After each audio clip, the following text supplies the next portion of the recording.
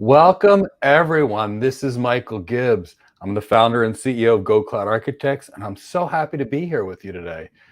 Normally, we talk about cloud architecture, we talk about technology design, but today we have something very different. Today, we have my extremely good friend, Todd McLaughlin, and he and I are going to talk to you about staying healthy in technology. Most of you know me as a cloud architect, but many of you don't know that I used to practice internal medicine for many, many years. And staying healthy and functional is really critical to me. But it's not just staying healthy. As cloud architects or technology professionals, our strength is being able to help organizations improve their businesses through the use of technology. And in order to do that, we have to be our best selves. And when we're focused, when we're relaxed, we're in a much better position to help our customers. Before we get into our fun discussions, when we talk about cloud architecture and how meditation and potentially yoga could be beneficial, as well as diet, exercise, and other things, I want you to know the rationale why. So let's talk about a few success factors in your career. I'm going to tell you right now, the best predictor of your long-term career success is your level of emotional intelligence. And emotional intelligence is really about managing your emotions and managing others' emotions. Now, there's lots of ways you can manage your emotions. Daniel Goleman and others have their perspectives, and we use all of them in our training. But we also use some other things. We use some cognitive behavior therapy, which is highly effective. We use some meditation techniques, and we use some yoga. The whole point is we want to teach you how to be in complete control of your emotions. If you're in complete control of your emotions, you'll work better. And I also want to keep your brain operating properly, and here's why. Right now, I'm relaxed. I'm here with you. You guys are like an extended family. I'm here with my good friend Todd, who I've known for 15 years. We're all going to have this conversation using the good prefrontal cortex, or the thinking, logical reasoning part of our brain, which is what we want to use. But you know what'll happen? If that shuts off because we get stressed, this good prefrontal cortex is going to shut down and our nasty amygdala, the reptilian part of our brain, kicks in. And if you've ever been in an argument with someone you love, or a friend, and you've ever said something you regret, you know how powerful that nasty amygdala can be. Great if you're wrestling with a lion to save your life. Really horrible if you're trying to be in the corporate environment and you're trying to design and sell a cloud architecture. Ez Ashraf from Egypt here today. I'm so happy to see you here. Mohammed in Germany.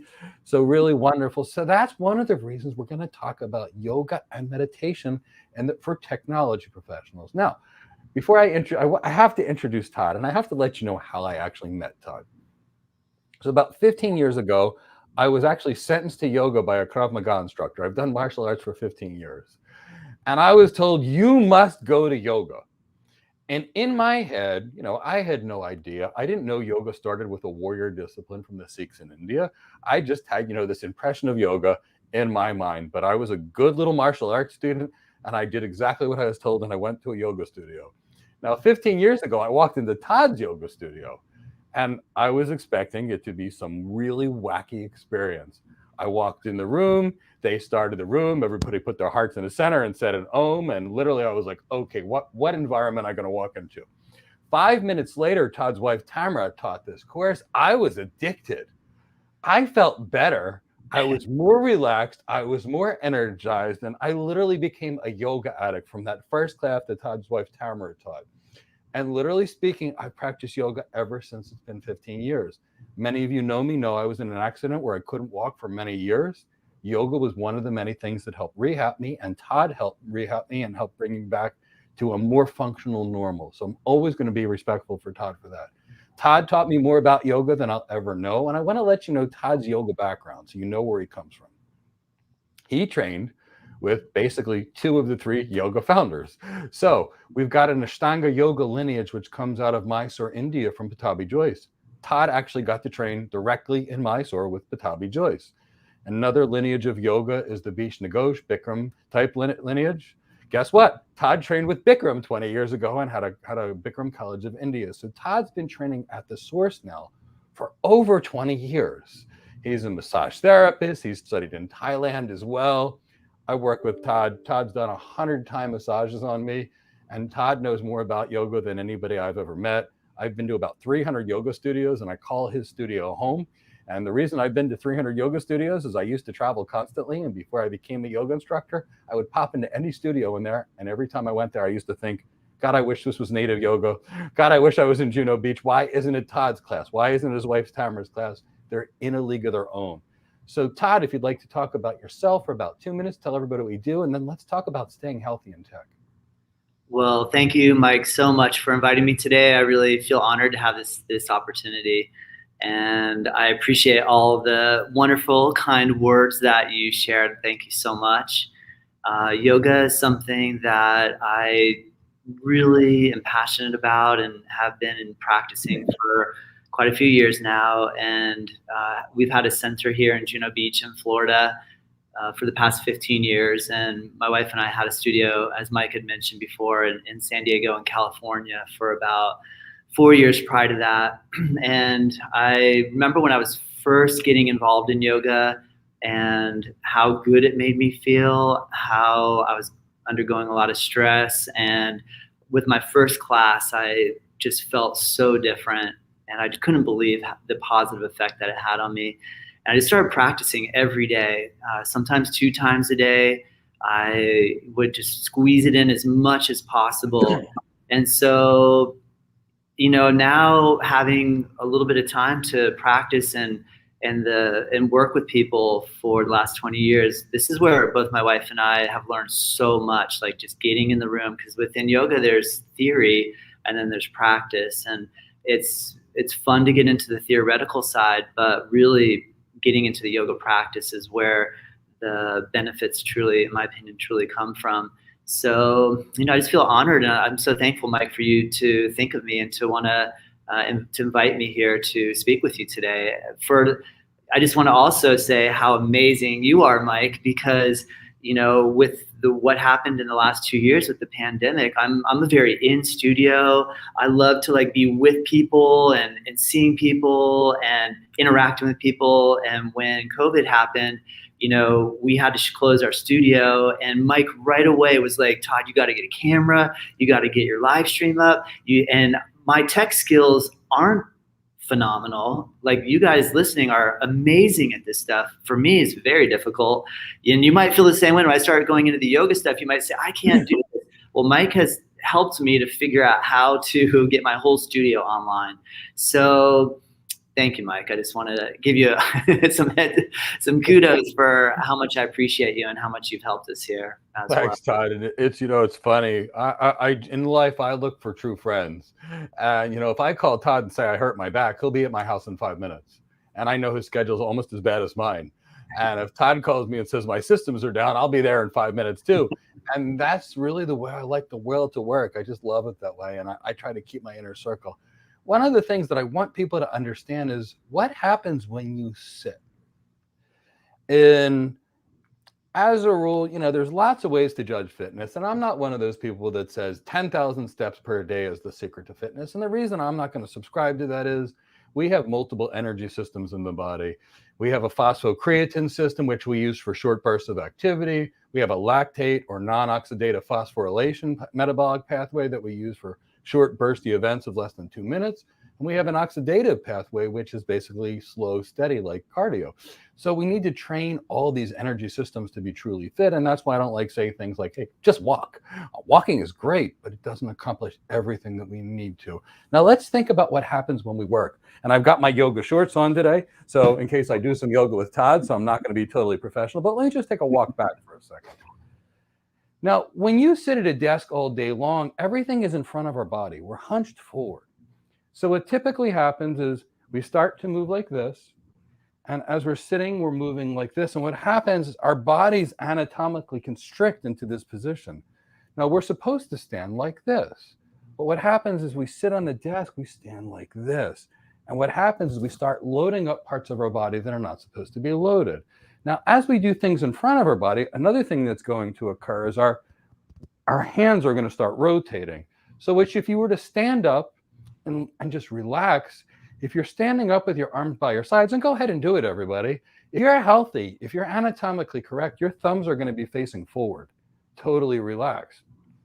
Now, what you're going to see for people that work at their desk all day, or people that like to do a bunch of bicep curls and bench presses without working the rest of their body, is your thumbs are going to be facing towards each other. What's going to happen is you're going to be hunched forward.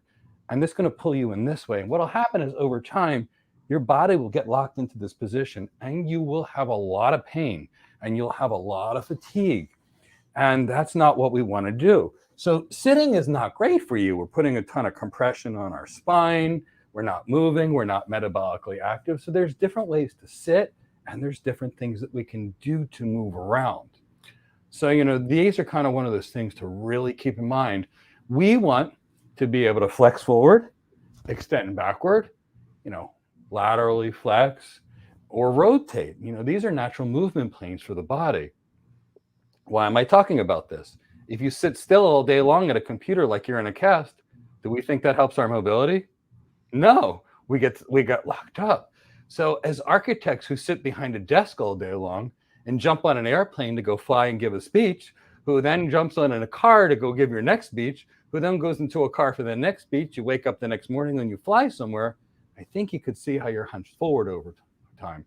Now, let's look at people that have certain jobs. If you've ever noticed a surgeon, they're all hunched forward like this, because in their job, they do this. So the posture element of what we're talking about is important. Now, let's also talk about what happens when we age. When we age, our hormones decline. Things like testosterone, growth hormone, IGF-1, estrogen, progesterone, DHEA sulfate. And as these hormones decline, our muscle mass decreases. As our muscle mass decreases, our metabolic rate goes down, which causes many of us to gain some body fat around the middle as we get older. So there's that change. So we've got muscle stiffness, we've got muscle atrophy. So as we get older, we lose muscle, mostly because of our hormones. So we're losing muscle, and then we get locked up.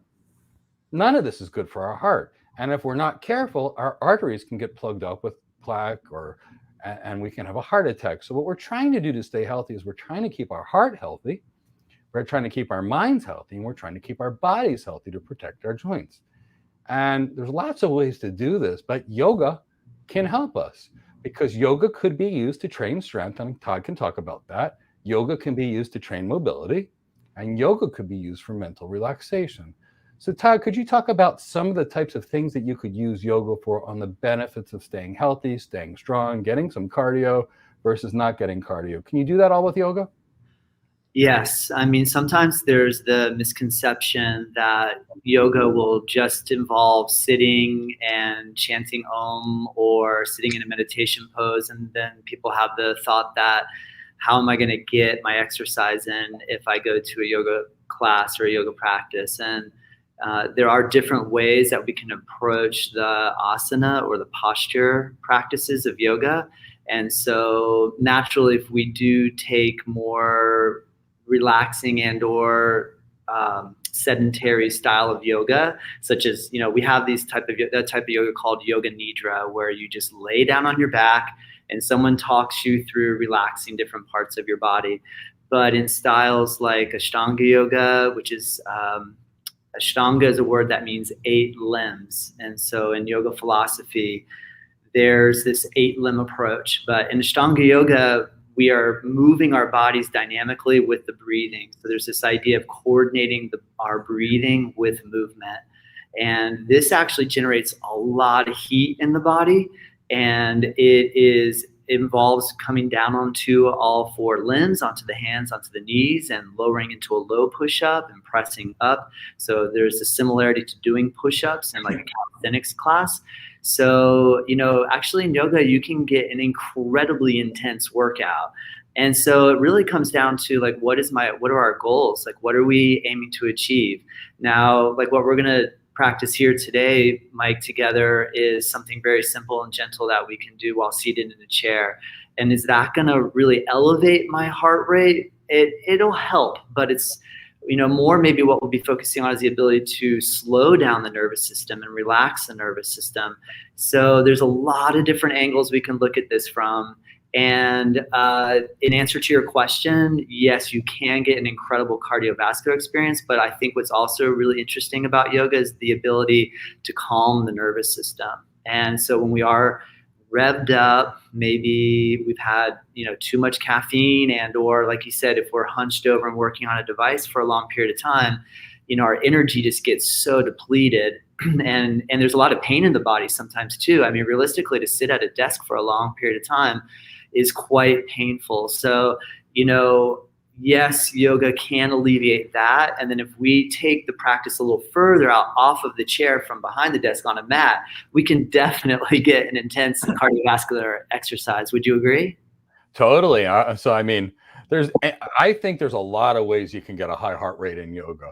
So one is you can do a fast moving sequence like I've done in your studio, and that's gotten my heart rate to 160 numerous times. So there's that. Yeah. Now, me personally, I have a slightly sick version of yoga. I have a lot of musculoskeletal pain, like a tremendous amount.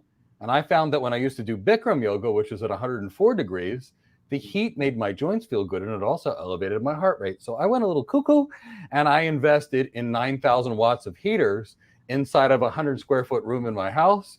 And I have a sauna heater along with 2 infrared sauna heaters, and I heat my yoga room to just over 130 degrees. And I practice your ashtanga sequence or your native yoga sequence almost every day. So yes, you can get a very high heart rate in yoga, but to me, it's the parasympathetic, the relaxation.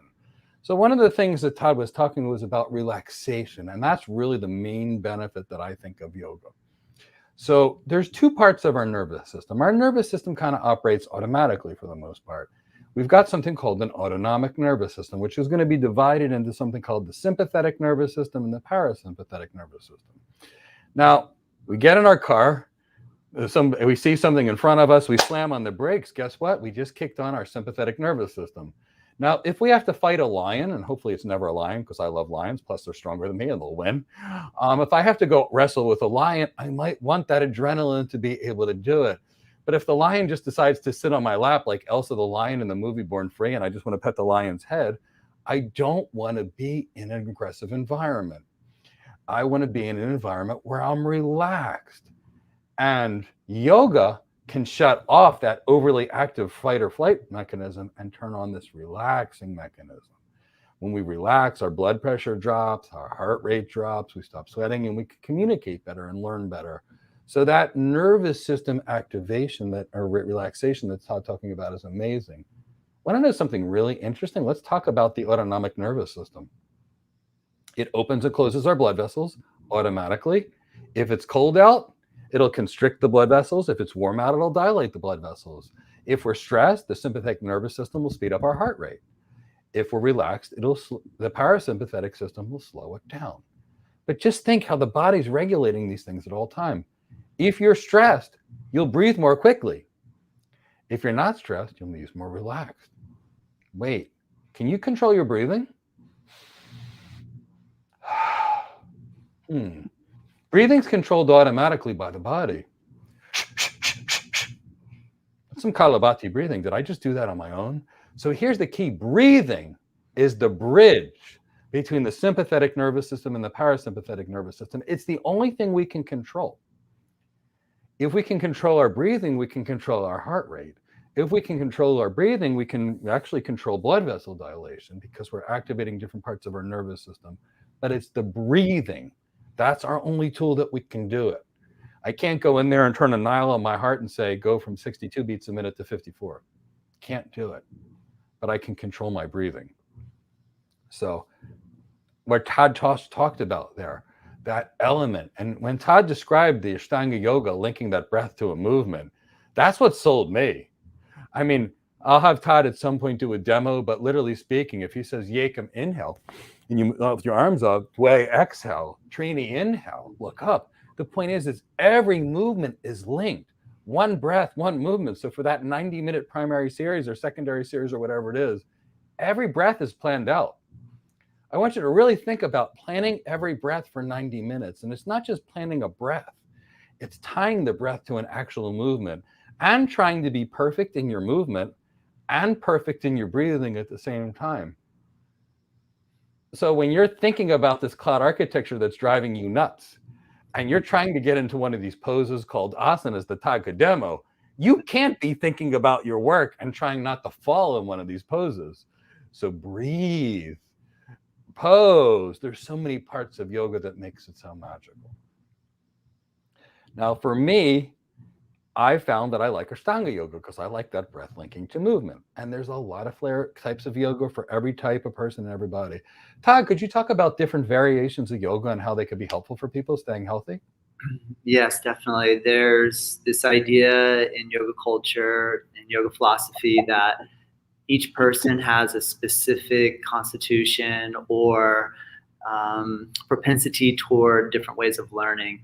And so even just within, like if we go out and start typing into Google looking for yoga studios near me, that type of thing, we're going to see predominantly in the West a lot of asana-based yoga practice and yoga studios. And what that means is that if you walk into a studio or you take a class, that'll involve posture and breathing. And this is a branch of yoga that's called Hatha yoga. And so anytime you see on a schedule Hatha yoga, that usually refers to you'll be doing either postures and breath. And within that world, there's a whole bunch of different options, from very relaxing to extremely challenging. Outside of that, though, those are styles of yoga, but there's different forms or types of yoga. So after Hatha yoga, there's a style of yoga called Bhakti yoga. And Bhakti yoga is devotion. And so what that means is that if you have something that you do every single day that you're devoted to, and it can be the things that we do in our normal day-to-day existence. For example, like even with holding down a tech career, we have to stay very focused on doing the same thing every day. Sometimes that seems like a boring thing to do, or it seems tedious, but it actually can be turned into a devotional practice. And Yes. so Bhakti yoga in India, there's different, ways of practicing Bhakti, like singing. So you can actually sing. There's mantra where you recite different words or syllables. Again, all this stuff can be kept very simple. For example, like if I just create a positive affirmation for today, I choose to think positively about the world. And I just say that over and over and over again. That's a form of Bhakti yoga, it's devotion. There's also, they say the most difficult form of yoga is called Jnana yoga. Jnana yoga is using our higher intellect, which is reasoning, deduction. So that's another form. There's a method called Raja yoga. Raja refers to king or queen, like a royal path. That is meditation, predominantly meditation. So like seated and or lying down, but working with stilling the mind, holding a single point of concentration. So we can see there's some people that are intellectually orientated, there's a type of yoga that's perfect for them. If people are more interested in singing and being in groups with people and or devotion, there's a style that's appropriate for that. Those that really enjoy the physical aspects of it in terms of exercise, there's a method that's appropriate in that. So there's a lot of different ways. Yoga is a huge umbrella term for lots of practices that I feel like they all boil down to the ability to get into our center, to get calm, and to feel a sense of purpose in life where, overall I feel connected. So that's kind of the basis for all of it. Was that what you were thinking? Was that the kind of? No, it's exactly what I was looking for. I just want people to know because, it's funny. I do a lot of metrics. I do a lot of analytics. I search constantly keywords. And I want to think how you and I think, Todd. So I was reaching keywords and I think of yoga for technology professionals or desktop yoga or yoga for engineers or stress management yoga or yoga for desk workers or yoga and meditation or ashtanga yoga. These are the things that I think about. Now, it's interesting because I think one of the most common yoga searches in India is Kalabati breathing or fire breathing, which we can demonstrate. That's true. And when you actually look at the most common searches in America, it's actually yoga pants. Yes. Now, yoga versus yoga pants, we've gotten pretty far from the traditions of breathe, move, treat others well. I don't know what to do with that, but, Well, I think, one of the things that the approach or the philosophy that I like around this is that it's all beneficial. Like we could make a comment that if it's commercialized and made just about outward appearances, such as, what pants am I wearing? What my clothing? Will I look cool when I go to yoga? Will my mat match my, even whenever, if that's the case, then that's a starting point. That's a jumping off point. So if that is what excites me, if I'm most interested in that, that's great, because then, if you get excited about some aspect of yoga, slowly, there's a good chance it's going to deepen. We're going to be curious, and we're going to want to try to, deepen our ability to stay focused, to relax our nervous system, to feel a connection to our family and our friends. So I'm pretty positive about all that, even though I know, we're made fun of in America for this culture of being very materialistic, but that's why I wanted to go to India and practice, to be honest, because Yes. I've always enamored with that traditional aspect of it, where I always thought there's got to be more to it than my yoga pants, my yoga mat. So, but not everybody wants to take it that far. Not everybody's interested in really going that far into it. So I think, great, there's room for everybody. Yeah. Okay. I kind of like that, but it's, there's room for everybody, but that's how you find your home, your yoga home. I'm a traditionalist in everything I do, whether it be design a cloud architecture. I think of all the solutions. If it's yoga, I want to go traditional wise. Now, actually, Kenya Carl is one of my students. She actually posed a pretty interesting question. It's related to Pilates. Now, Pilates does do a lot of the yoga poses that are actually there. I'm not sure, was Joseph Pilates actually a yoga instructor before he came up with Pilates? I think he was. I don't know that he was an instructor, but I know he was a practitioner for sure. So he drew a lot of Pilates. Really is, he originated his practice. Some of his practices were dance, obviously, and in yoga. So yes. Where Pilates came from, for those of you that are out there, yoga is a warrior discipline. The Indian yogis were feared people. They were the elite warriors of the country. And Pilates was actually a prisoner. And he actually came up with the concept of Pilates about how do you stay in shape if you're locked in a jail cell. So that's where Pilates came from. So what he did is he took some lineages from a couple of things and he combined them. Now, it's funny because I work with a lot of physical therapists and they tend to like Pilates. I was a certified strength and conditioning specialist in addition to a yoga instructor. Those are the people that work with pro athletes, and I don't use Pilates. And here's the reason why. I do integrate yoga for the mobility, stability, proprioception, and balance benefits, and breathing benefits, breath control. I then integrate other things with my clients. I would use barbells, like for things like a deadlift or a clean, things that really build brute force or power. I would use some kettlebells. I would use some sandbags. I would use some TRX type devices, suspension trainers. For me, I use a little of the best of everything to build an end-to-end solution. And whether that's cloud architecture, medicine, or strength and conditioning, my process doesn't change. I select the best services I can from each and put it into a plan. But, so Kenya, thank you for asking that question there. Now, Todd, I'd actually like you to walk us through, and then I want to take some questions. I'd like you to walk us through 3 basic situations. Maybe something first to start with. What do you do when you're sitting at a desk all day and your low back's starting to ache, your neck's starting to hurt, and you're sitting here like this all day long? Maybe you can walk us through something like that. And then after that, maybe you can walk us through an easy to do breathing exercise. Then after that, maybe we can do something if you were to go outside and it's sunny and you want to do a 5-minute thing to just refresh and get your energy back.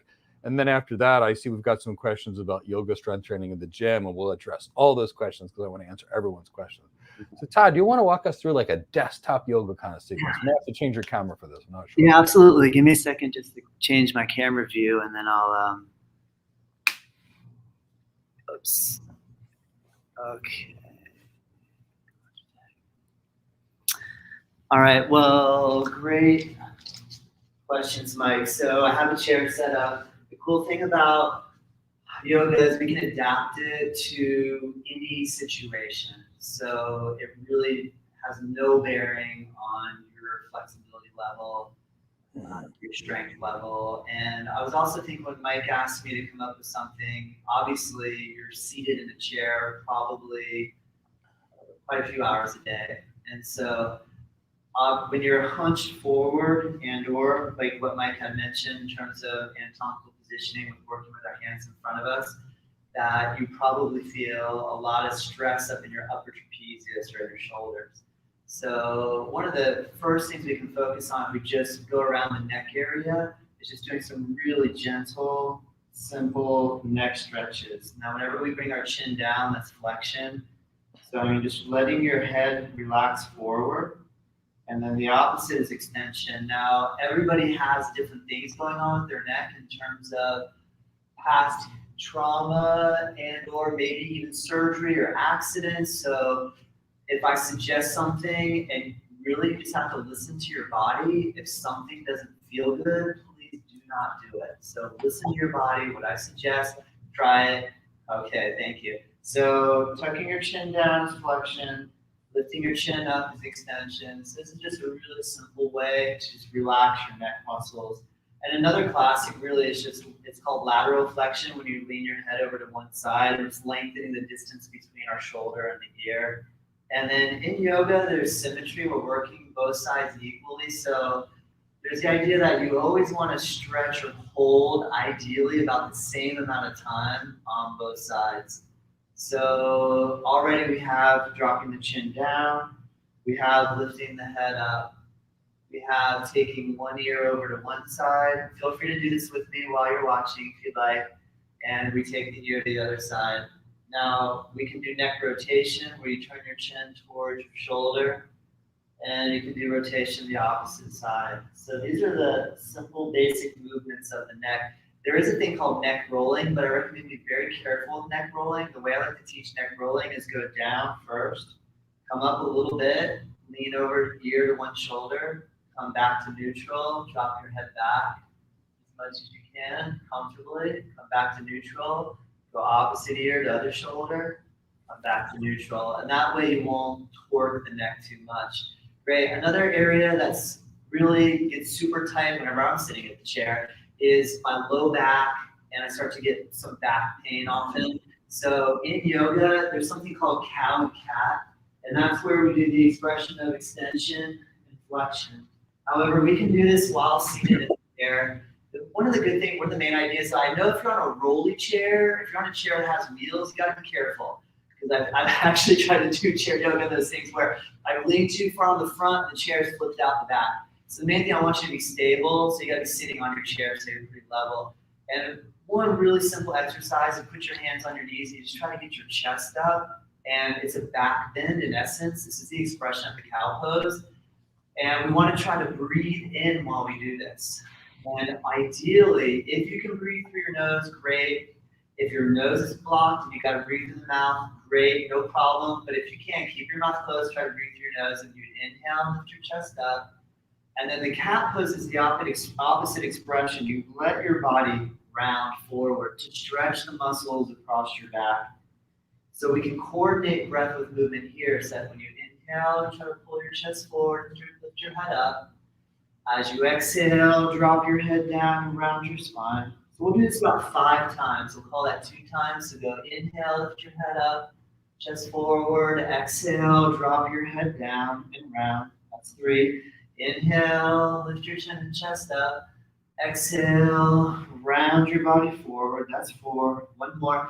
Inhale, lift the chest, push the chest forward, head up. Exhale, drop your head down and round your spine. Great. And then come back to neutral. It's always a good idea after you do a stretch like this, just sit really still for a moment. Just see, you might start already notice that your energy level starts to increase, begins to increase.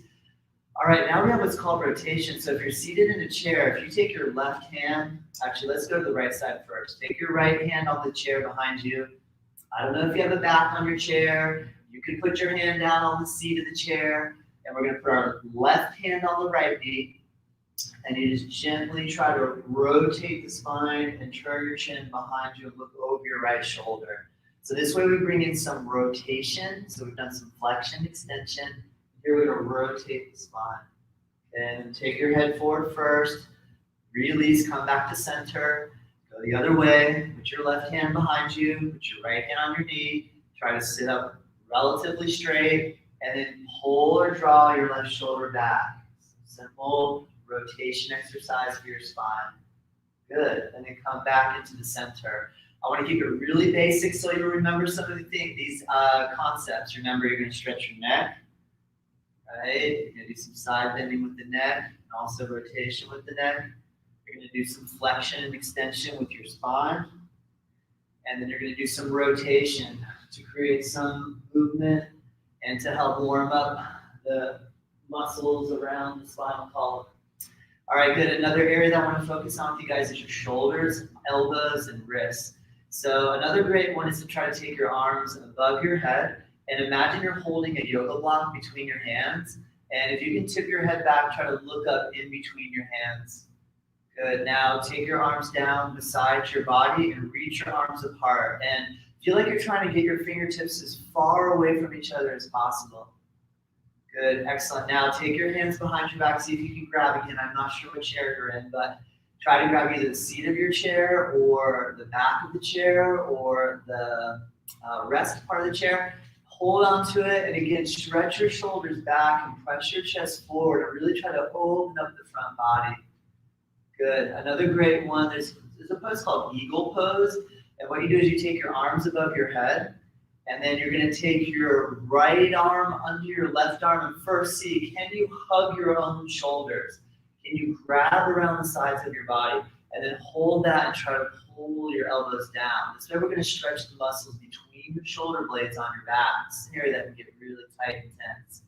Now, some of you are really flexible, and there's the eagle arms where you wrap your arms around and you catch, but I don't want to make it too difficult in the beginning. You can make it simple and grab around the edges. Good, and of course, because we have the left arm on top, you take your arms above your head again and reach up. And we'll do the other side. You're going to take your left arm on the bottom and your right arm on the top. If you don't get it right, don't worry. You can't go wrong. Okay, try to grab your shoulders and just pull your elbows down and stretch the area between your shoulder blades and your scapulas. Great. Those of you that are maybe familiar with some yoga poses, you can wrap your arms and you can pull down to really stretch in your trapezius, your upper trapezius. Good. And not trapezium. Thanks, Mike. All right, and then take your arms all the way above your head one more time, and then release your arms back down. Good. So we worked with the shoulders. Now, super simple, take your right hand, use your left hand, and just stretch your wrist and pull back on your wrist. So when your hand goes forward, that's wrist flexion. When your hand goes back, it's wrist extension. I want you to extend your wrist joints and try to stretch the palm surface. Naturally, think when you're working on the computer, your fingers are curled and you're working with all of your wrist flexor muscles, so we want to stretch those out. So we're going to do both hands. Remember, we're going to try to do both sides evenly. And then one last one that I really like is you take your hands and you interlace your 10 fingers together and you try to press the palms forward and stretch and loosen the palm surface of your fingers and hands. Good. So this way, again, this is all done seated. These are little things you can do while you're working. You can be working for a minute. You can take 5 seconds off. You can take a big breath in and open your chest, and then you can go back to working. You can work for a minute. You can take your arms above your head and you can stretch and open up your palms, right?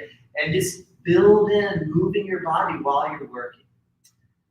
Great. The second thing you wanted me to do, Mike, was focus on some breathing exercises. And sometimes we're so busy. Well, you can do breathing exercises pretty much all the time, except for when operating heavy machinery. But don't worry, the exercises we're going to do right now aren't dangerous at all. The first thing I want to focus on is breathing in for 5 seconds and breathing out for 5 seconds. It's believed that the modern science is pointing out that breathing about 5 or 6 breaths per minute is the optimal or ideal breath ratio. So I'm just going to count simply 1 to 5 and instruct you to inhale or exhale. This can be done with your eyes open or closed. Ideally, sit comfortably. Exhale all your air. Okay, breathe in, ideally through the nose for 1, 2, 3, 4, 5. Exhale, breathe. 1, 2, 3, 4, 5. We'll do 5 breaths. That was 1. Inhale. 1, 2, 3, 4, 5. Exhale. 1, 2, 3, 4, 5. Again, inhale. 1, 2, 3, 4, 5. Exhale. 1, 2, 3, 4, 5. 2 more. Inhale, 1, 2, 3, 4, 5. Exhale, 1, 2, 3, 4, 5. One more. Inhale, 1, 2, 3, 4, 5.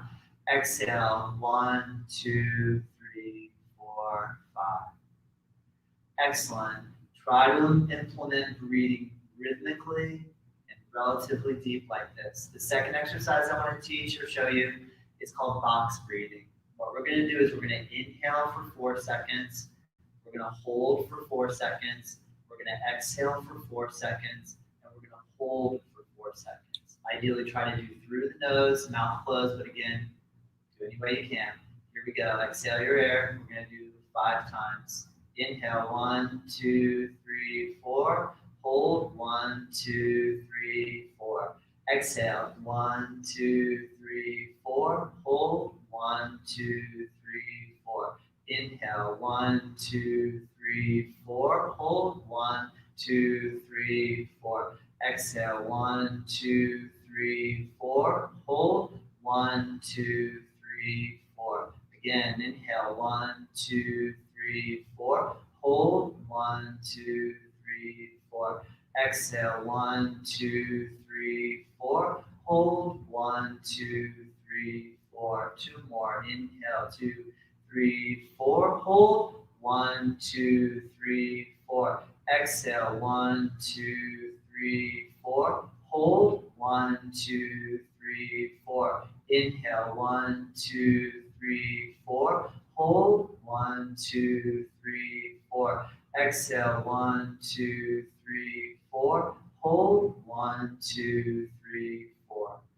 Excellent. So that type of breathing exercise is utilized by people in the military, people that are involved in needing to calm their nerves. So it's not just a yoga thing.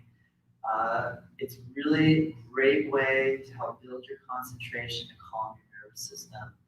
One more, I won't make you do 5 of them, but I just want to explain. The other really great one for relaxing the nervous system is to breathe in for 3 and to exhale for 6. The ratio can be made, it's 1 to 2, meaning if I breathe in for 1, I'm going to exhale for 2. If I'm going to breathe in for 2, I'm going to exhale for 4. If I'm going to breathe in for 3, I'm going to exhale for 6, right? So let's just start off with a really simple one. Breathe in, exhale your air, exhale first. All right, here we go. Inhale, 1, 2, 3. Exhale, 1, 2, 3, 4, 5, 6. Let me pause. How do I breathe slower than breathing in? In the back of your throat, it's like if you're trying to fog a mirror, you open your mouth and you make a ha sound. That's the epiglottis in the back of your throat. So you can keep your mouth closed, but when you exhale, you try to squeeze the back of your throat, and that's how you can control the speed that the air goes in or out of your body. Let's try 3 more of these breaths. All right, here we go. Inhale, 1, 2, 3. Exhale, 1, 2, 3, 4, 5, 6. Good. Inhale, 1, 2, 3. Exhale, 1, 2, 3, 4, 5, 6. More. Inhale, 1, 2, 3. Exhale, 1, 2, 3, 4, 5, 6. Nice, you guys. I feel like I want to give you as much as I can in as short amount of time as possible. So, Thank you for that, Todd. All right. And then, do you want me to show a little bit more, Mike, if you're outside, you said? Yeah, you know what? Let's do this. Let's say everybody's on their lunch break. They go outside. It's nice and sunny. They want to feel a little energized, maybe wake right up.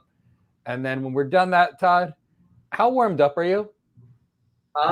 Pretty warmed up. I've already practiced and taught 4 classes this morning. So. Okay, good. So here's the question I would ask you. If you can demonstrate something here, and then what I'd like people to see is I want people to really know how deep we can get in with yoga. So maybe you can do a Surya Namaskar and come into a balance and then float your way out of it, just to show the kind of strength and body control that develops with yoga after a long time. Whatever is easy. You don't need to make it one of these crazy things that you need to warm up for an hour. Just some kind of balance, and then we'll have a discussion.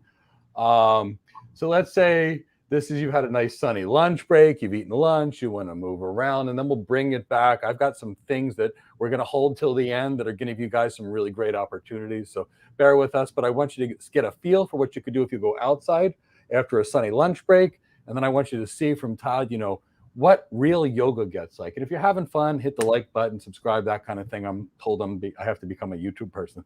So I'm trying my best. So Todd, if you could demonstrate that. That's cool. I know that sometimes when I'm outside and I'm around, I know other people are watching me. I don't want to make a big exposition. I usually like to practice in the privacy of the room or my home. So when you say that, Mike, I know sometimes people feel like I don't really want to go outside where all my coworkers are watching and just do this really extravagant yoga practice. I'm not trying to draw attention to myself. So, some really just good basic though. I mean, I realize that this will appear to be yoga stretching, but we'll keep it simple, nothing too crazy. Bringing your arms above your head, interlacing your 10 fingers, releasing your index fingers and doing a side body bend. Right, so a good one is just to kind of reach up out of the waist and try to do some side body bending. So that one's great, and that can be done. Another great way to approach this one is what's called a side angle pose. I'm going to turn my mat so you guys will be able to see me. Move the chair out of the way. So also take my rug off so I don't slip. Another great one is just to separate your feet and to reach your arms out and to turn your toes to the right, bending the right knee, rest your elbow on your thigh, and just reach your arm above your head. So this is called an extended side angle. This is a great way to get some stretch across the body. And of course, you always do the opposite side. It's a good idea just to go straight from the right side to the left side. And, we're always trying to keep the back leg nice and strong and straight. But basically, I'm thinking I want to get my right hand as far away from my right foot as possible. So some good side body stretching. Another great one really is hamstrings. And when you're learning to stretch your hamstrings, if you bend your knees and you rest your elbows on your thighs, then you can slowly start to work on pressing your knees back. And eventually you can let your body hang and you can get a nice deep stretch for your hamstrings. But I know everyone's lower back is in a different shape. So the main way to think of it, you've heard this 1,000 times before, don't lift the heavy box with your back. And the same thing applies when you're learning to stretch the back side of your body. Bend your knees, use your legs, get low, and then just slowly work on pressing your knees back. Good. And another favorite one really is just to stretch into the hips. And so this does require coming down onto the ground, but taking your knee down onto the floor and working a classic lunge position where you bend the front knee, stretch into the hip, and you can deepen it by curling your back toes under and straightening out your back leg. So, but in the beginning, if you can just get your knee on the floor and you can stretch forward, this is ideal. And of course, we're going to do the same on both sides. So that if I come down onto my right knee with my left foot forward, working into lunging into the front knee. And if you can, you curl your back toes under and practice straightening out your back leg. These are just some really classic, basic, simple stretches that you can do when you go outside. I mean, basically just moving your body around and getting your arms moving and getting your circulation going is the main thing. Real simple back bending, just pushing your hands on your hips and trying to press your hips forward. This is a good way to complement the forward bending that we'll be doing that you're doing most of the day if you're seated on a chair and rounded forward. So just trying to get the chest open, hips forward. And then, Mike, you asked for me to just do a really short demonstration. Yoga can become quite dynamic. I will offer, these guys will put in the link there. I offer free live stream yoga for 2 weeks. So if you want to take classes with us here, you can. And I'll take you through some of the more dynamic stretching. This is called a sun salutation, where we inhale and the arms go above the head. We exhale and fold and bring the head down. And you inhale, lift your head up.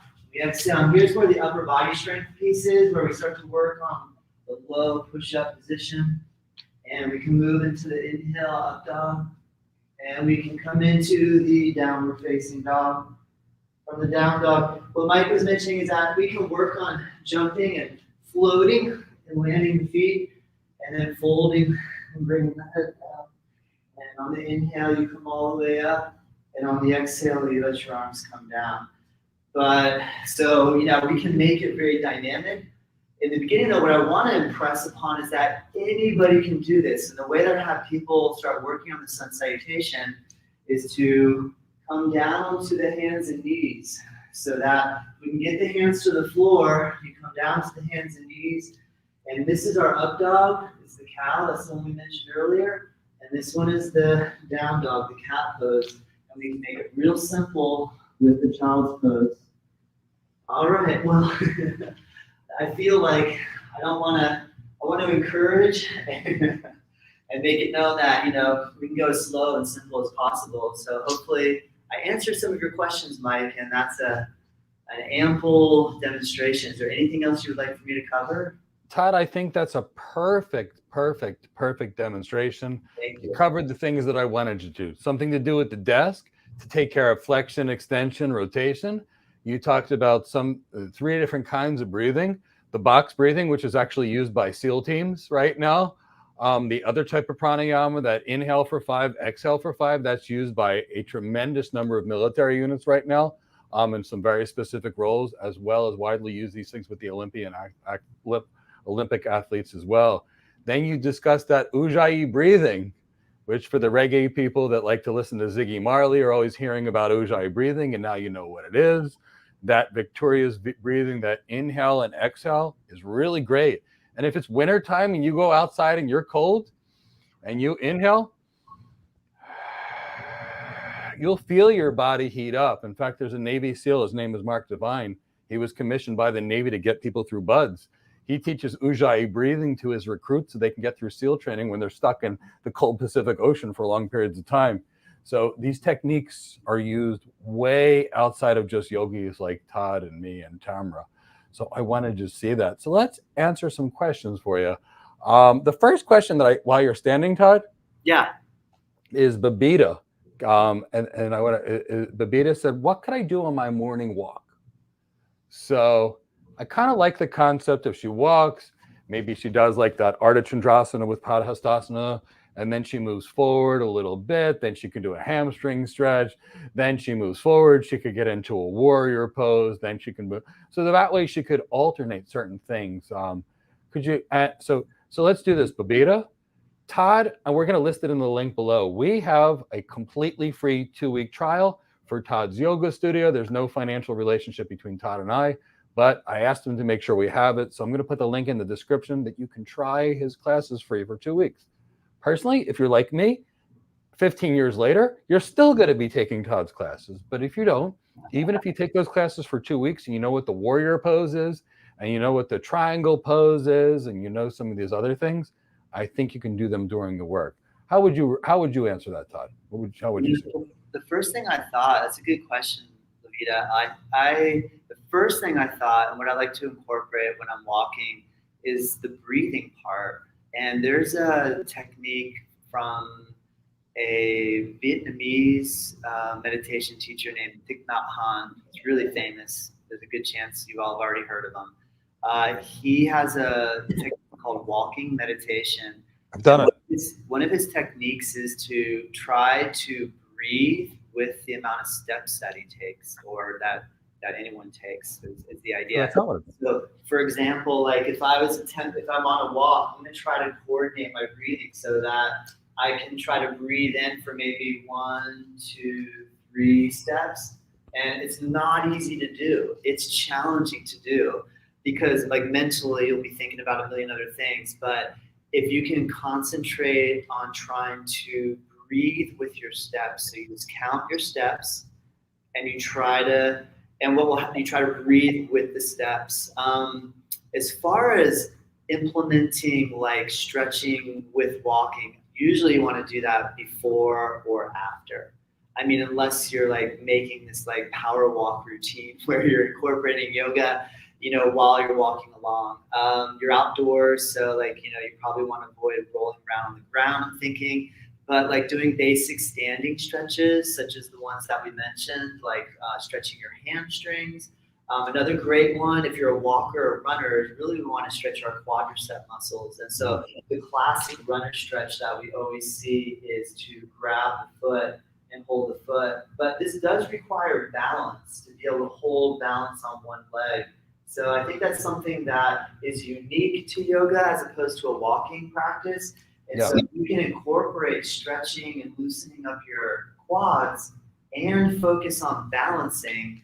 That probably could be a good way to coordinate the two together. It would be. Now, if Babita wanted to do some interval type training along the way, she wanted to walk and do a hardcore yoga pose. Let's say instead of that standing quad stretch, you turn that into a Nadaranjasana. And the reason I'm saying this, she could walk for 5 minutes, she could do a Nadaranjasana, which will get her heart rate even higher. Then she could walk for another 2 minutes. Maybe she does a Dekasana. So if you can show the progression of that standing quad stretch to say a Nadaranjasana. Yes. So that one. Sorry for everybody that's here. I don't know the English names of these yoga poses, only the Sanskrit ones. That's okay. Good point, Mike. Yeah. I mean, dancer's pose is what is commonly known as. And so then after, here I'm grabbing the inside edge of my ankle, and you practice holding the balance on your standing leg and kicking into the hand behind you while you reach forward through the front arm. So, obviously too, if you're walking, your muscles are going to be really warmed up, and your forward momentum will make it a little bit more challenging to be able to hold the balance, which will make it more fun, in my opinion. So it's a good idea, and it's a great way to kind of stretch the quads. Now that's obviously the little bit more challenging version. It can start off with just grabbing your foot and pulling the heel up towards your hip. But that's a great idea. I'm a big fan of being challenged. I love trying to come up with new ways to make what exercise routines I enjoy doing even, keep them fun and interesting. Yeah, and that's so thank you for demonstrating that. We can get you to switch cameras now, Todd. I just want you to, you were up, Babita asked that question, and I said, I love this idea. So while Todd's getting his camera, Chris, you want to bring in the next question? I know Ahmad has one, but I'm sure there's others as well.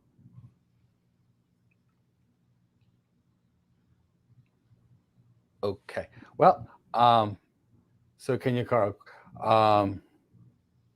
should you do yoga with strength training? The answer is you should. There's basically, when you're dealing with the body, you should be training several things. You should be training athleticism, which is the ability to change directions and move, speed up, slow down, be agile. So you should be changing movement skills. You should be doing power training, which is how you move a load. Things like a kettlebell swing, a clean and jerk, or a snatch are really good examples of power training. You should be doing strength training as well, something like a squat, for example, something like a deadlift, a standing overhead press, weighted pull-ups, weighted dips. Should be in your routine because you're building stability. You should do balance training so you don't fall over, aka standing on one foot, meaning yoga can fulfill this. You should do joint mobility training to make sure your joints can move in every direction. You know what limits your joint mobility? Your muscle and your fascia. So by doing yoga or stretching, you should do that. So you should never do a strength training routine that doesn't have a mobility routine when you're done. So you should do some balance, proprioception training. You should do some power training. You should also do some speed training, changing directions real fast, agility training, and power, strength, mobility. Yeah. And of course, you have to train your energy systems. So that means long, steady, slow stuff, like a 90-minute yoga practice. It means high intensity interval training. Like if you were to take one of Todd's class and he had you go from a vinyasa to that Nadaranjasana, back to another vinyasa, back to another balance, I promise you your heart rate will go high. That'll get you your lactate training in addition to the oxidative cardio training from the slower stuff. And you know what? I think when you lift those heavy objects less than 10 seconds, that'll work your phosphocreatine energy system. So by doing that, you'll be totally, totally healthy. Chris, you want to bring in the next one?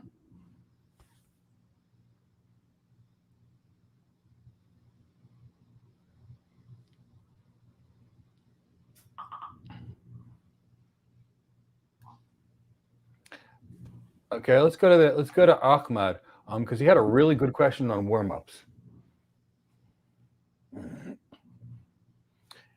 Ahmad, is there a recommended technique before a heavy word workup as a warm-up, or is it recommended that you do it post-warm? Okay, so the structure for proper athletic training is as follows. Prior to training, we should do dynamic warm-ups, meaning slow movement. We come in and out of a lunge. We come in and out of, looping our arms in a circle. But they're dynamic movements. They're squats, they're lunges. And the goal here is to increase the range of motion around the joints, wake up the muscles or activate the muscles so you use the right muscles in your workout. That should be preceded by power training next, because power training doesn't affect your strength, but if you train strength next, it will affect your power. If your power training exercises, you should train your strength exercises. If your strength training exercises are done and your stability stabilizers are done, you should do your metabolic conditioning, which is basically cardio in some way, shape, or form. And when you're done that, you should do a very good stretching/rehab routine, which could be yoga, could be stretching, it could be a Thai massage, it could be foam rolling, or all of the above. I do all of the above. And then that's realistically speaking what needs to go into your session, followed by rehydration and refueling to replace lost glycogen, lost amino acids, and other things. So Ahmad, that's really what you should be focusing on. Todd and I are going to take two different approaches. I take the strength and conditioning world, and I'm all yoga too, but Todd's pure yoga. So we'll direct that. Who else has a question? That's great. Thanks. Oh, well, when Todd's not paddling between the Bahamas and Florida on a stand-up paddleboard for 12 hours at a time, he's working on yoga. Yeah, I'm a big fan of, like I like to cross-train, and I love doing other activities than yoga. And Mike, you do have such a phenomenal educational background in the science behind these different methods of stretching. So that's why I love hearing your answers to these questions, because, I remember even one time you had mentioned, you saw a certain yoga position where the back was being rounded a little bit too much and there's a lot of weight on it. And you said, that might not be the healthiest thing for some people. And in yoga, there's a lot of poses that if we look at what's done in the physical therapy world, there's differing opinions about that. So I've always appreciated that you bring that sort of balanced approach into these questions, because there's it's a big wide world out there. Yeah. Thanks, Todd. It's interesting, and that's why I've always felt that your best strength is to build a big team. I approach things from an internal medicine perspective because that's what I know. Yeah. And you're approaching it from this body work, massage perspective, which is all mobility, yoga, meditation. You and your wife have helped me more than you can imagine. When I had that injury training with some commandos and couldn't walk for years, I walked into every doctor's office and they're like, would you like your morphine pump now? And I'm like, no, thank you. I don't want pain meds. And they're like, but nobody can live with what you have: RSD, 5 herniated discs, 2 torn rotator cuffs, labral tears in both hips, a Lisfranc dislocation. I said, so great. You're going to give me pain meds. What's going to happen? I'll be addicted to the pain meds. And guess what? I'm still going to have the same problem. Yeah. And they're like, yeah, but it won't hurt as bad. I said, what's going to happen when I can't fill one of my morphine prescriptions? They said, oh, we'll give you whatever you need. You don't have to worry about that. I'm like, oh, no. And then I took a yoga class and got some body work. And, yes, pain comes from the sympathetic nervous system. So, Chris, if you bring up Rohan Fernandes' next question, because it's one of these questions that we may be able to answer and may not be able to. So Rohan Fernandes asked a very good, strong question. What do you recommend for lumbar radiculopathy? And here's the thing, Rohan. First, I'll explain to everybody what is lumbar radiculopathy. Radiculopathy is when you have a nerve that's impinged that sends shooting, burning pain down your leg. And it is miserable. I live with it every day. Radiculopathy could be coming from a herniated disc. Basically, our spine is basically a bunch of bones with like a little shock absorber in between them called the disc. And if the disc gets herniated or extruded, it can push on a nerve. So that's one of the causes of lumbar radiculopathy. Interestingly enough, that tends to do better when people bend forward. So a good hip mobility routine and a good yoga routine often, not always, will fix that, Rohan. So here is why, but you need to check with your doctor first. So I'm going to go demonstrate some anatomical positions to answer this question for you. And then we're going to talk about spinal stenosis and other things. So what's really going on, Rohan, is you're walking around, and if you're truly healthy, you're straight up. You're not flexed. You're not extended. There's absolutely no stress on your body. But let's say the iliopsoas muscle or the hip flexor on you is too tight and your hamstrings are too tight. So you're being pulled into this wrestling match, forward and backward all the time. You will have pain. Spinal stenosis does really bad with back bends, whereas herniated discs tend to do better with forward bends sometimes. And it's all dependent upon the person. So Rohan, the key is first to try and figure out, do you really have lumbar radiculopathy? And the reason I'm saying this is it might be lumbar radiculopathy. It could also be something called piriformis syndrome, where you've got this muscle in your glute and it traps the sciatic nerve, and it produces the symptoms of lumbar radiculopathy or sciatica. And I will tell you that responds very, very well to glute stretching in the thing. So the key for you, Rohan, is to first identify what it is. You need to see your orthopedic surgeon. They need to examine you. Then they're going to need to do an MRI and try and see what's causing it. Now, mind you, not all MRIs are accurate. And the reason I say that is 2/3 of athletes above 200 pounds have a herniated disc. Many of them don't have pain, but they just have herniated discs.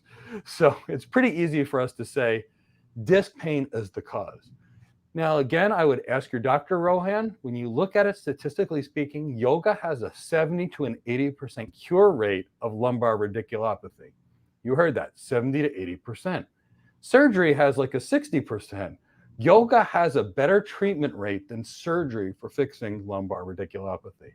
But, if you truly have that burning, shooting pain going down your leg, I don't want you to go to your neighborhood gym, where they've got weights and dancing music and cardio classes, and they've got somebody that took a weekend yoga course for 6 weekends or 7 weekends, and now they're running the show. I want you to find a Todd or a Tamara, someone that's been teaching yoga for 10 to 20 years, someone that is ideally a massage therapist that knows their anatomy, someone that can walk in there. And I got to tell you, I've got lumbar radiculopathy from both herniated discs and spinal stenosis. I also have reflex sympathetic dystrophy, and I have ligament tears in every joint in my body. Every time I go to Todd's yoga studio, Todd, could you help me figure out how to move this? And he always has a creative way. So when you've got a medical problem, find your Todd. Personally, I recommend you sign up for Todd's online class. But find your Todd. Todd could even recommend another Todd in your geography if you're very far away, because he knows everybody that's good. But find your Todd. But make sure you ask your doctor first. Todd, do you have any thoughts on that? The first thought, when you mentioned, Rohan's mentioning of the pressure in his low back, and just one that I like is those big round exercise balls, the rubbery big, if you have access to that, and to lay your belly on it, because to be able to traction and take pressure off of the disc space, but we just want to do it in a very gentle way, like even maybe hanging. You've seen those inversion tables where we put the feet in the clamps and we're upside down. That's a great way to get traction, but I know it's not practical for everybody to get one. But those exercise balls is a good way to be able to lay on top of a little bit of gentle flexion in the spine, but still we have to be so careful in how much we relax the muscles around the back when you traction. So I agree with Mike 100%. We have to check in with our physician, but sometimes leaning over a round exercise ball or something soft like that could give you very gentle traction. And that's, I love that answer. And we've got about 20 minutes because I know Todd's actually got somebody waiting for him at 3. So we're going to ask as many questions as we can with the time we have. I'll hang out a little longer to answer our health and wellness related questions. And if you guys want us to do more health and wellness related things, tell us in the comments section, type health and wellness, and we know to make more of it for you. DTM, what do you suggest for someone with asthma and constant cramps?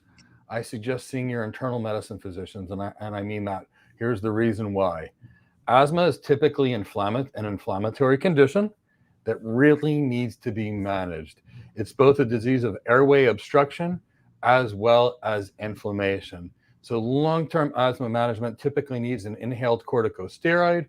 In many cases, it needs something called a beta 2 agonist, a beta agonist, something like a Proventil or something to open up the airways long-term. Asthma itself should be managed by someone else. Now, constant cramps, muscle cramps, often are the result of deficiencies in magnesium, deficiencies in potassium or sodium or other electrolytes. But muscle cramps can also be caused by medication. For example, people that have high cholesterol that are prescribed statin drugs such as Lipitor or Mavacor or Zocor often get lots of myalgias or muscle pains and cramps. And that's often can be made better when a patient takes coenzyme Q10. Now that's only related to people that are on statins. So the key is knowing what the cause are. Are they abdominal cramps? That could be a lot of different things, including GI inflammation.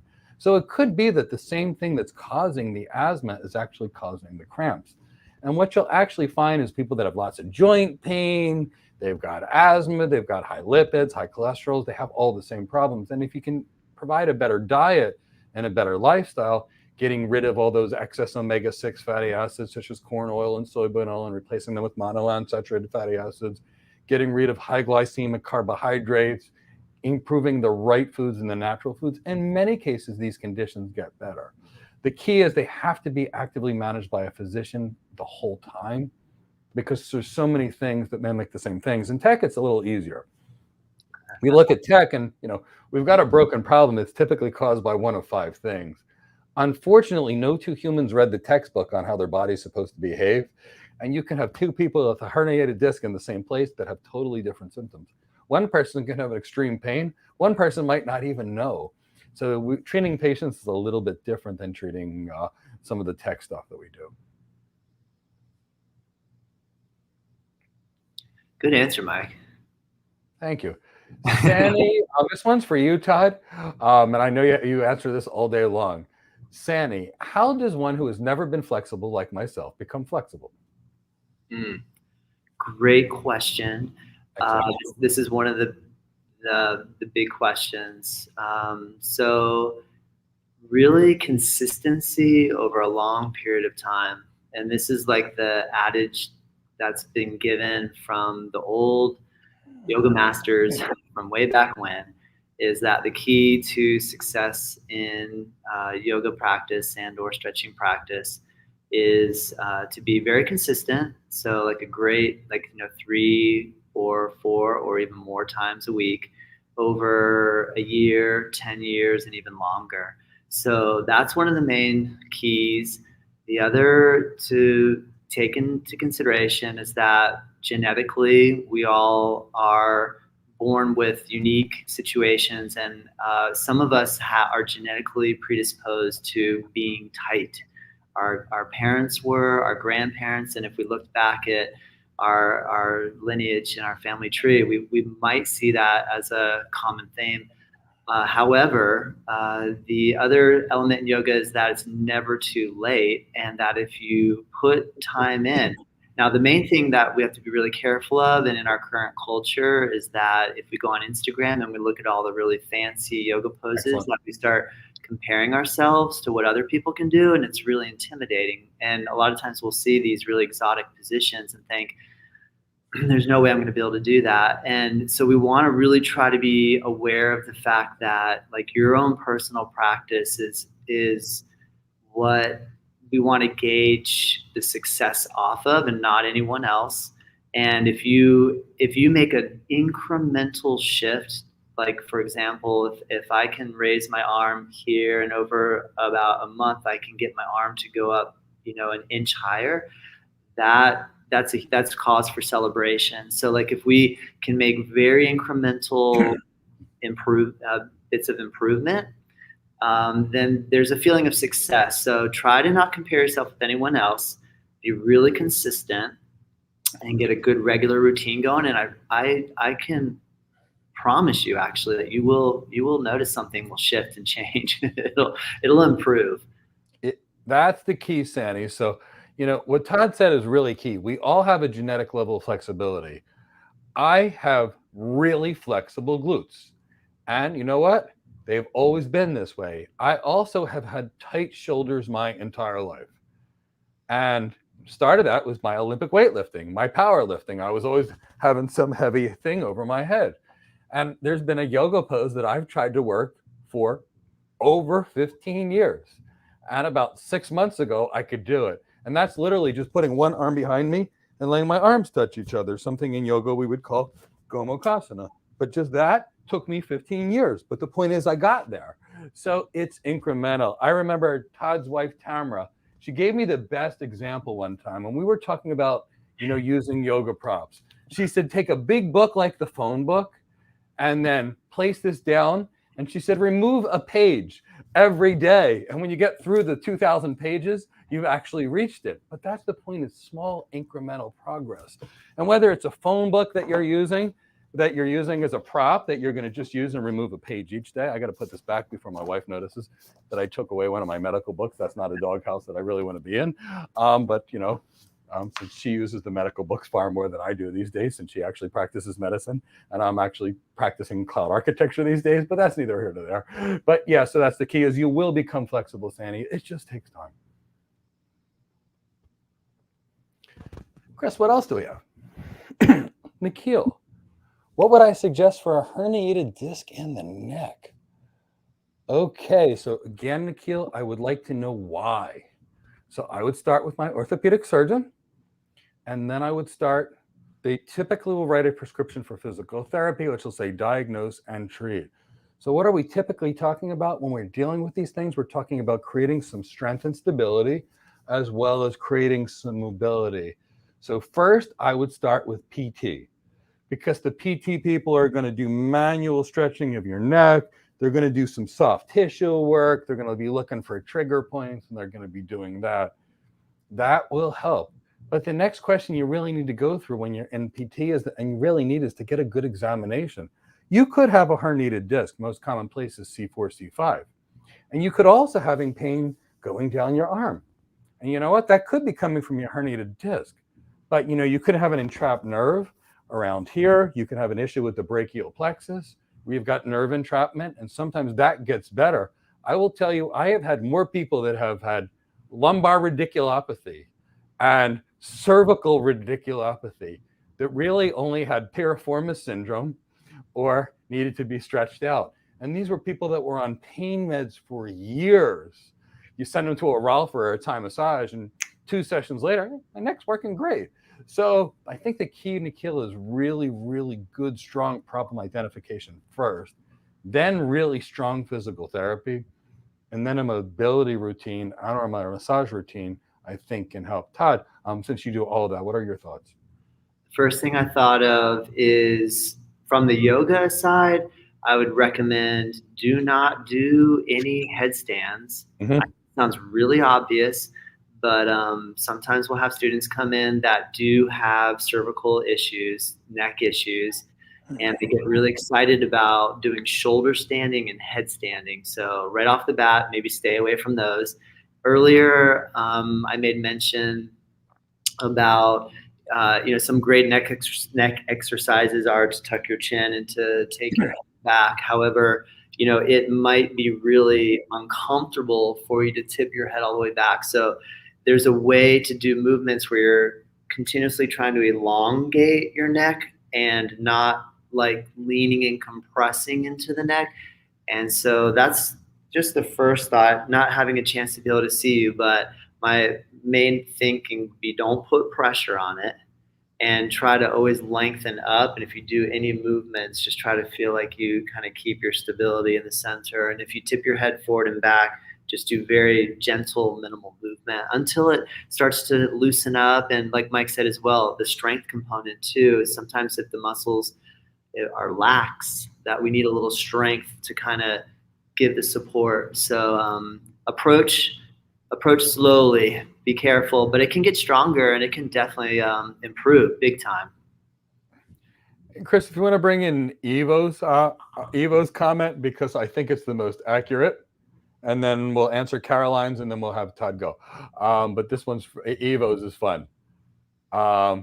So my wonderful student Evo Doikia says that my cat Cindy is the excellent expert in flexibility, and you are right.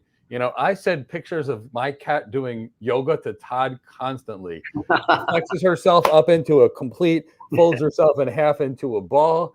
She's got a downward facing cat stretch. That's the best thing I've ever seen.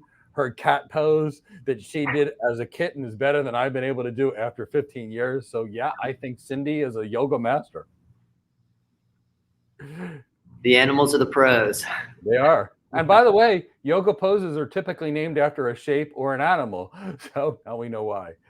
Caroline is my student. She's wonderful, and she's got a really great question here on balance, and balance is super important. So Todd, you're much better at balance training than anybody I know. I've seen you on tripwires and everywhere in between. So if you want to address that. Can you, I'm sorry, replace or say the question again, Mike? What can I do to improve my balance? I have a hard time balancing on one foot, let alone with my hand on my foot. Ooh, good question.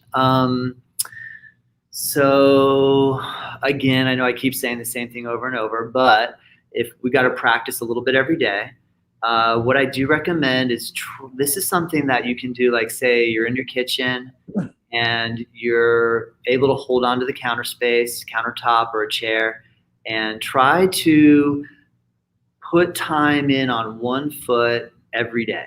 Now, a great tool is to get a timer. We all have iPhones or phones and whatever watches. So set a 30-second timer. Try to do 30 seconds on your right foot.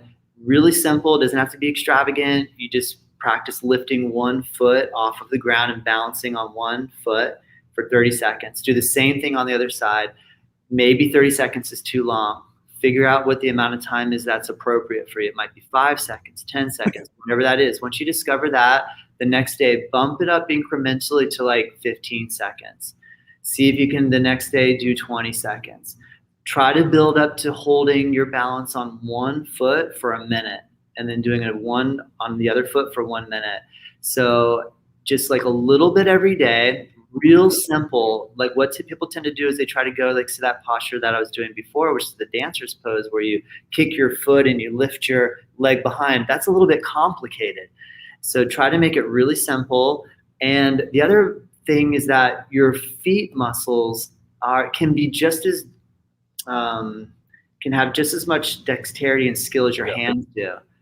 But we don't really exercise our feet the way we do our hands. So I could answer this for a long time, but like your toes, sometimes we do this like death grip with the toes where we try to balance and we just squeeze. What you want to do is you want to start to press into the balls of your feet. I'm using my hand because our hands and our feet are really very similar if we study the anatomy. And like the ball of the foot is kind of like the root of the fingers on the hands. And you want to try to push down into the ball of the foot and just keep your toes relaxed. And if you have a tendency to like gripping the floor with your toes, that's going to cause you to be a little unstable. So practice trying to feel your feet. Try to bring your attention down into your feet. And when you hold, just feel like there's 4 points on the bottom of your foot. Imagine you have a point on both sides of the balls of both feet, and think of the heels having 2 points. And then start to try to get the balance over those 4 points. The other thing that's really good to do is walk in sand. I don't know if you live near the beach, but walking in sand is epic for your feet to get strong. The other thing that I recommend is try to do something that is more challenging than being on level ground. For example, walking on sand, or they have these really excellent physiotherapy balls. So it's like a rubber ball that's cut in half on top of a round piece of wood. And you stand on it, and it's hard to balance on that. So you start trying to balance on something that's even harder to do than on the floor. Then you come off of that, you stand on the floor, and you'll be surprised how much your balance will improve. Excellent, Todd. I want to add one more thing, something that Todd taught me. In yoga, each pose has something called the dristi, which is what you stare at. When you're doing a balance, I recommend standing at a dot on the wall or just something and focusing on that. You know, in martial arts, we all have a focus. And I've been doing it because I was taught in martial arts. And then one day in one of Todd's yoga instructor programs that he was teaching, he had us all blindfold ourselves and try and do balances. And most of us fell down. So, you know, staring at one dot, I think really will help as well, having a point of focus. Great point, Mike. I forgot that one.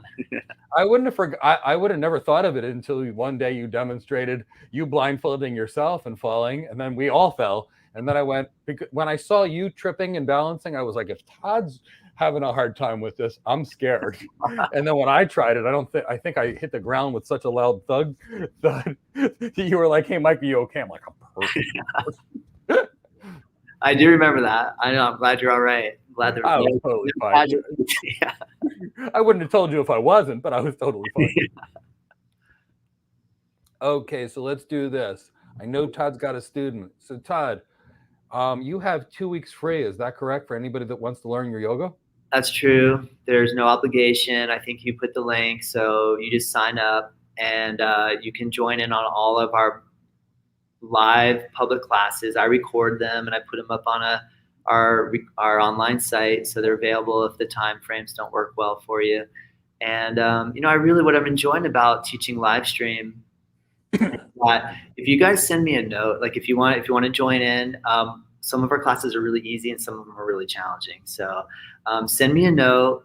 Tell me like what your ability level is, and I'll respond, and I'll tell you which class is best. And you can practice with us at home for 2 weeks, and there's no obligation. You can try it out.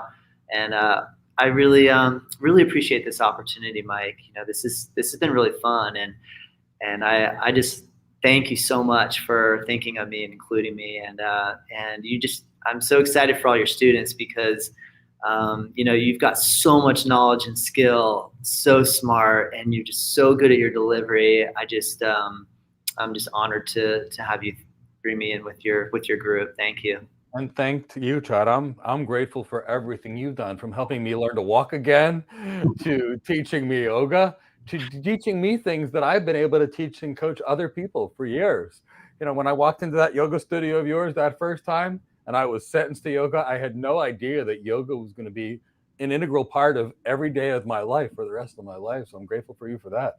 And Tamara, your wife. And one day we're going to take Todd's young son and daughter, and we're going to put them through our Cloud Architect program. And we're going to have the youngest cloud architects in the country coming from Todd's yoga studio in Juno Beach, Florida. I would really appreciate that, Mike. Thank you. Anytime they want, just let me know. Thank you so much. So what I'm going to do, if anybody has any last health and wellness questions, I'm going to hang up for about 15 to 30 minutes later. I want to let Todd go back because I know he's got someone waiting for him for either a private yoga lesson, a Thai massage, or another class. Todd, I appreciate your being here. Thank you for sharing your knowledge with my audience. I'm very grateful for you to do so. Thank you, Mike. Thank you, everybody. Appreciate it. Thank you, Todd. If anybody has any last minute questions for me, I'm happy to take a few more minutes, or we could end it. It's totally up to you. Leo Parades, what can I do to control your fight or flight urge should it happen? I will tell you that I use box breathing. How did I find that box breathing of inhale for 4, hold for 4, exhale for 4, and hold for 4, the one that Todd just taught you? I actually learned that from a Navy SEAL commander, Mark Devine. He was actually teaching box breathing. And then after it came from Mark Devine, I learned it from Colonel David Grossman, who has a PhD in psychology that works for the Army. So these are where I learned some of these breathing techniques. So when you've got this kind of feeling, the key is to do the following. First, take control of your breathing. Inhale for 4, hold for 4, exhale for 4, hold for 4, do the best you can. After about 4 breathing cycles, what you're going to find out, Leo, is none of it really matters that much what's annoying you. The next part of it is really taking control of your thoughts. So we all make about 10 thinking errors. So it's identification of those thinking errors. Todd and Leo, in that section where it says becoming the ultimate cloud architect, we have a section on those 10 thinking errors. So getting control of those 10 thinking errors that all humans make is really the key. Because what will happen is you'll be in a meeting, someone's going to say something really stupid or selfish, and it's going to come into your head. You're going to think about it. It's going to trigger a thought, and that thought's going to trigger an emotion, anxiety, anger, frustration, whatever it is. The key is to take that initial thing that you heard and basically be like, it's not rational. Move on to the next thing. So I would say it's a combination of really controlling your breathing, controlling your emotions. And I like to use a little bit cognitive behavior therapy approaches on me personally. They're also being taught to SEAL teams, which is why I like them so much. They're also taught to Olympians. So there's and it's also widely used in medicine. And where did I learn cognitive behavior therapy? I learned it in David Burns's clinic at the University of Pennsylvania, which is kind of where they invented these techniques. So I find those two things to be highly useful. Some breathing, And I typically try and control my thoughts with cognitive behavior therapy, Leo. Those are the things that I actually use.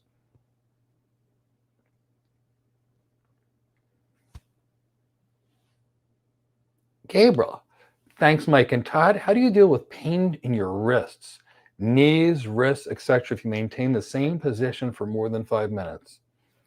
Okay, so Gabriel, if it was just in your knees when you're sitting with your knees at 90-degree angles, then I would say, go see your orthopedic surgeon, because that sounds like patellofemoral syndrome. But if you have it in your wrist and other things, it sounds like you've got some inflammatory issues going on inside your body.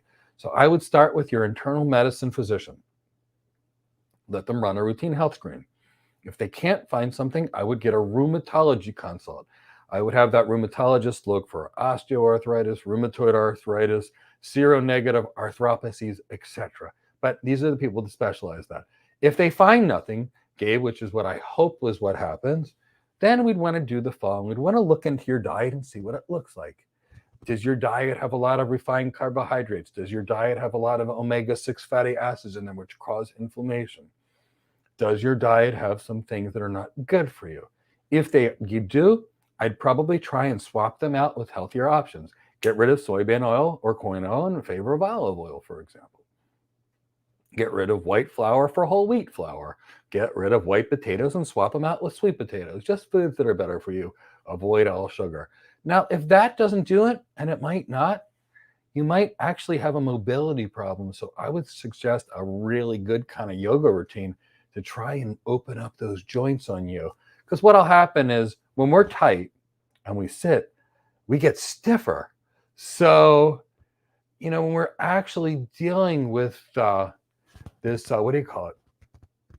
When we're actually dealing with these environments, if you're already stiff and you get tighter, it's bad. So by doing that, you'll do that, and then just move around. Like, there's the stretches I do for my wrists when I'm sitting in the class. I extend in my knees, and I would do kind of those kind of things that Todd is describing. But realistically speaking, these are the type of things that I would typically use and recommend. And then actually, Rohan brought a really great point. Albert Ellis taught David Burns at the University of Pennsylvania. So yes, that is the foundation of all cognitive behavior therapy. Albert Ellis and David Burns, both at University of Pennsylvania, which is where I studied my cognitive behavior therapy training for school.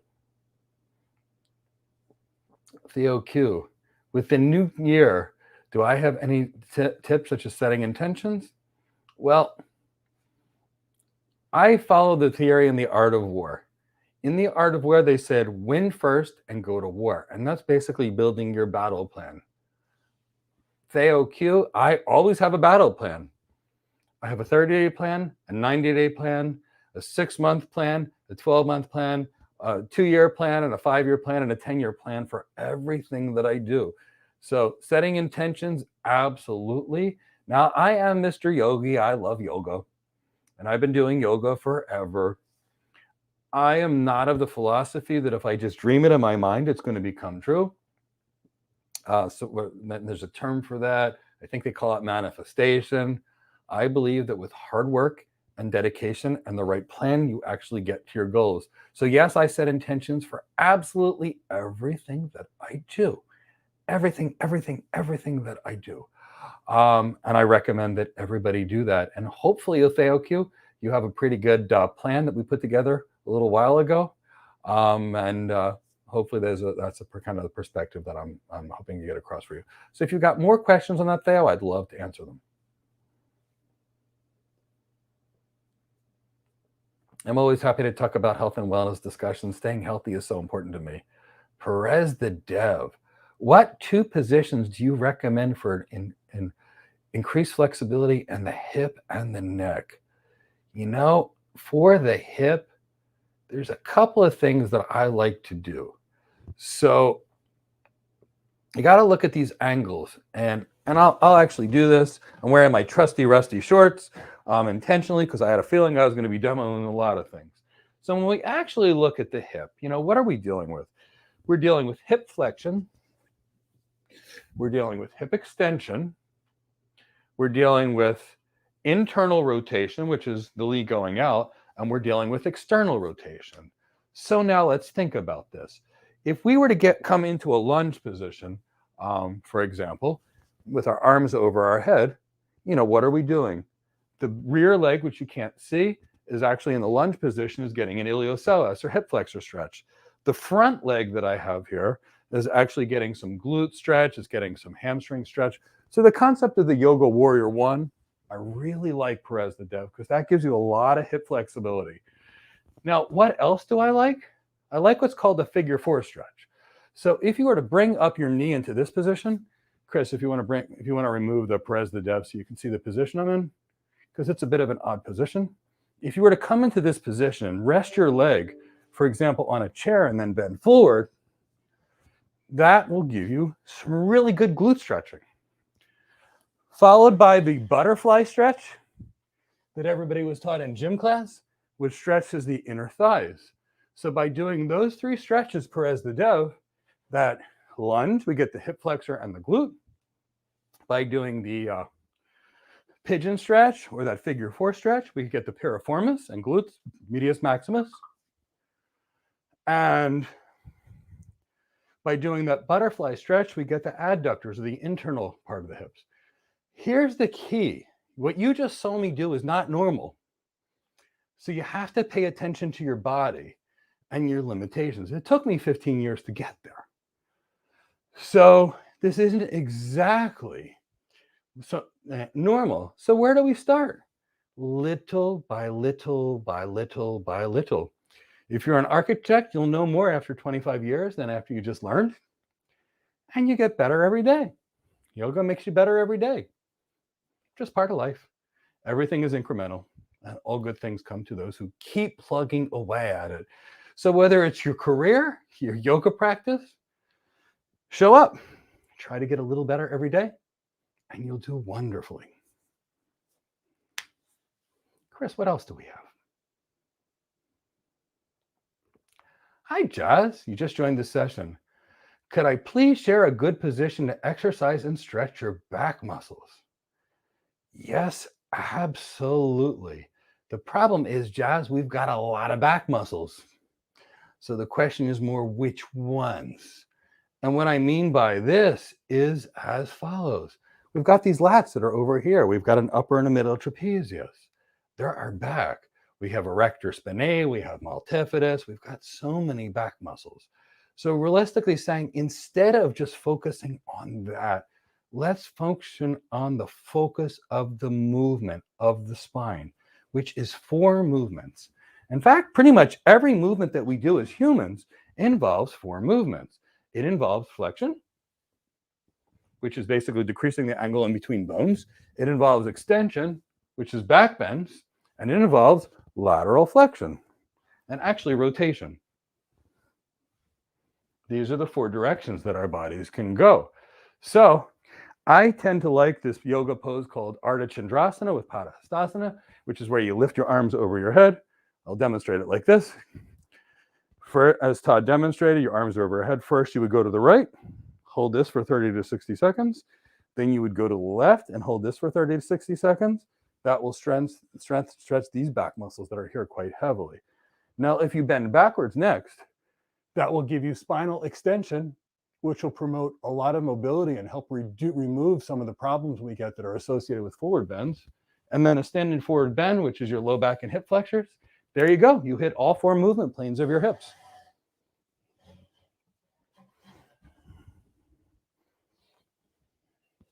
What else do we have? Okay, so any last questions for me? Otherwise, we will end today's session. I just wanted to make sure I answered any questions that you had.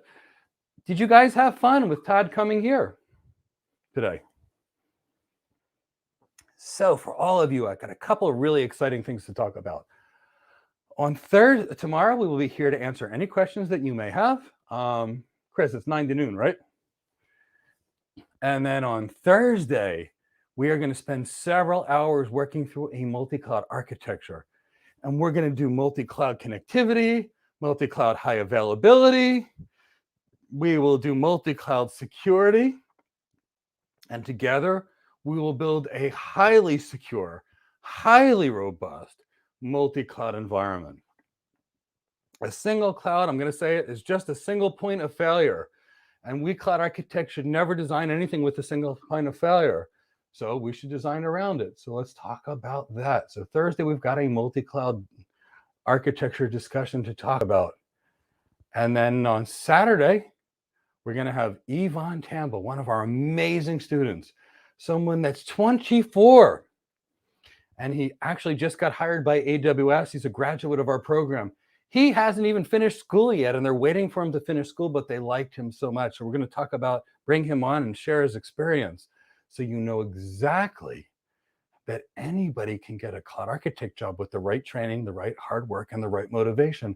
Because I want you all to get cloud hired and have a really wonderful, wonderful, great. So Thursday, multi-cloud, we'll have a fun, we'll talk about it, and we'll even design it in real time. So those are the plans that we have for you this week. So if you've had fun, hit the like button, subscribe to the channel. And if you've got any questions, let me know. Otherwise, I will come back and see you. I will be back at 9 a.m. tomorrow answering questions for anybody that has them.